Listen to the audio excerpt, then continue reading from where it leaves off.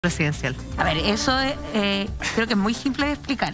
El programa de Gabriel Boric fue un programa que hicimos a lo largo de todo el país con mesas ciudadanas.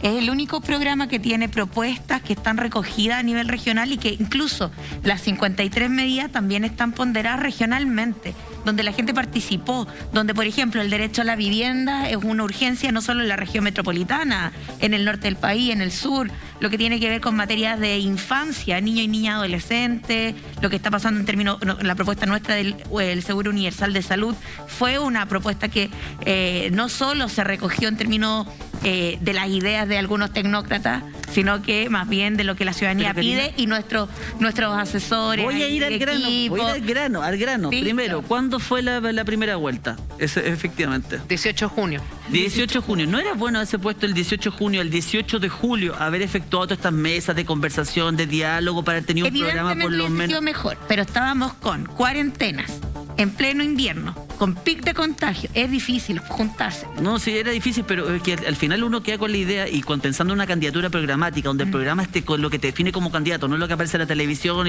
Es difícil que a 20 días sepamos realmente lo que es el candidato Boric, más encima cuando suben un programa con errores de cifras, como estábamos comentando, y que eventualmente uno dice, ya, pero ni siquiera tampoco verificaron bien los números. O sea, yo lo que me hubiera gustado que hubiera estado justificado el texto. Sí, No, que soy obvio, lo primero, lo básico. Eso sí, nada más. Pero en realidad lo más importante es que en nuestro plan al programa de gobierno regional de Gabriel, lo que nosotros estamos buscando primero, mejor distribución de la riqueza, donde las personas que tienen menos recursos no paguen la mayor cantidad de impuestos. Y hay que reconocer que el IVA es uno de los el gran impuesto de recaudación que tiene el Estado, sino que sea una política más bien impuestos menos regresivos como este. Es decir, cómo hacemos una reforma tributaria también en esa escala. Es decir, yo creo que en general la ciudadanía sabía para dónde iba el proyecto de Gabriel Boric como programa. Pero porque no podemos estar como ciudadanía olfateando no ni creyendo para dónde va. Recién yo lo tengo hace un par de días para opinar de él. No, porque cuando nosotros, como al menos Frente Amplio, fuimos candidatos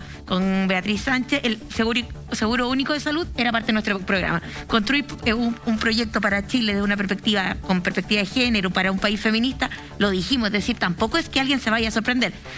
Materia de impuestos combustibles. Eso estamos evaluándolo en cuanto a la proyección para transportes menores, grandes transportes, porque no es lo mismo, no todo se mete al mismo saco. Pero hay cosas que son llamativas dentro del programa. Yo lo estuve hojeando, no tuve solo ayer, o sea, no tuve el tiempo de leerlo profundamente, pero habla de transporte gratuito. Sí, es que una de las cosas que más se ha evaluado en términos de política pública... Sí, pero ¿cómo piensa Gabriel Boric en un eventual gobierno poder concretar el transporte gratuito cuando el transporte, sobre todo el de Santiago, lo que ahora se llama red, antes Transantiago, es un saco roto, y eso que la gente paga hasta 800 pesos en hora punta? Ya, porque ahí el problema que tenemos es que tenemos algunas grandes empresas controlando el sistema del transporte, entregando un servicio público desde lo privado, donde tienen asegurada un porcentaje de utilidad. Entonces, por ejemplo, el presupuesto de transporte público del Ministerio de Transporte es prácticamente la mitad se va para pagar red. Es decir, si tuviéramos la inyección real de recursos, podríamos tener un transporte mucho más eficiente, aumentando la red de metro, aumentando no solo para la región metropolitana, por ejemplo, hacia Concepción, la quinta región, mejorando.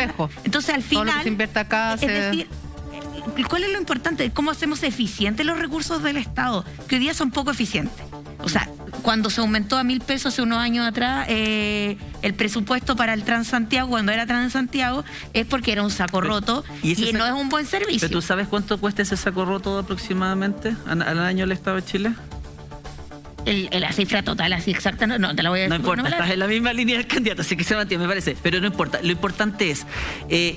¿tienen fundamento, tienen sustento económico para poder financiar ese tipo de políticas? Hoy día el Estado le está financiando a red las utilidades. Ya pero podríamos decir que es que hay un contrato, pero es que pero hay que reconocer que esa es una mala política pública. Claro, todo este modelo que se instaló como transporte público, porque además está adicional el pago de lo que hace el usuario. Ya, pero ese es un tema. Me gustaría también preguntarle por otra cosa que me llamó la atención. No sé si fui yo que me lo leí rápido, insisto, son 200 y tantas páginas. No habla de ninguna parte habla de perspectiva de género, de los niños, habla de muchas cosas, pero de la discapacidad no dice una letra. A ver, es que estas son las 53 medidas directas, que van en global. Las personas con situación de discapacidad no votan. No, sí votan. Es más, uno de los temas que yo más he abordado como candidata al Senado, el tema de las personas en situación de discapacidad. ¿Usted sabe cuántas personas con discapacidad más o menos? Prácticamente el 20% de la población nacional y que aumenta significativamente. Y en la región metropolitana es 1 millón. Mayores. ¿Ah? En la región metropolitana más de 1 millón. Es más de 1 millón, sí. Eso lo Entonces, por eso, ¿por qué no hay nada? Yo creo que acá hay, en el equipo programático que trabaja, hay una perspectiva de inclusión en cada una de las políticas públicas. Por ejemplo, el Plan Nacional de Cuidado incluye lo que tenga que ver con una inclusión con perspectiva de lo que ocurre con la situación en discapacidad. Pero ahí habla del cuidador, de la persona que tiene a cargo otra persona. Sí, pero no solo, ahí hay borda una línea específica hacia las cuidadoras que mayoritariamente Sí, pero yo estoy hablando de las personas con discapacidad. Pero incluso en el plan, en la proyección de la construcción de vivienda, ahí específicamente en el ¿cómo se dice esto? Como en el proyecto completo está integrado, por ejemplo, en vivienda. Que hay un porcentaje de viviendas que considere construcción para personas en situación de discapacidad, por el tema de la movilidad, etcétera. Entonces yo creo que evidentemente el impacto que tiene el texto no va a abordar todas. A mí me hubiese gustado que estuviera con más énfasis el tema de inclusión, porque no es solo la inclusión en situación de discapacidad, es como se incluye, por ejemplo, a niñas y niños adolescentes, a personas mayores, niños y niñas. Por ejemplo, me reuní hace una semana atrás con las niñas que son que tienen problemas de artrosis, cómo viven niños con artrosis y artritis, es decir, cómo nosotros vamos tomando distintas medidas, más bien interseccionalmente, interministerialmente, para abordar políticas de inclusión. Porque la CENADI hoy día no logra dar abasto, y que no solo una política hacia personas mayores, como en términos de salud, en términos de educación, en términos de cultura, de infraestructura, nuestras calles, nuestra ciudad, que fue uno de nuestros temas importantes para la elección anterior, como la inclusión la miramos mucho más ampliamente. Ayer hablaba con una señora, que tuvimos un cabildo de discapacidad, y me decía que los baños de los centros comerciales o de los espacios públicos no incluyen los mudadores para personas adultas en situación de discapacidad. Absolutamente. Y ni siquiera los baños de discapacitados incluyen estos mudadores. Claro. Es decir, no sé, por eso me extrañó que este programa no contemplara ningún ítem. Que sí, otro programa, y ahí yo le doy el punto, sí, el programa de Sichel contempla cómo abordar el Senadis. La Senadis efectivamente de una manera mejor, porque hoy día es como un saludo a la bandera, sino que realmente vaya en favor de las personas con discapacidad. Incluido el tema de la discapacidad, la inclusión de una manera otro punto que me ¿puedo yo? Diputado, para cerrar, por favor. Tenemos que avanzar, por favor. El punto que me llamó la atención del programa de Gabriel Boric fue que salía que era construido por mesas barriales, creo que se llaman, ¿no? Sí. Las mesas ciudadanas. Una mesa ciudadana, mesa ciudadana. Y ponían el porcentaje de lo importante en cuanto a estas mesas que habían apuntalado los temas. Y el tema de seguridad ciudadana salía, si bien recuerdo, con el 10.8%.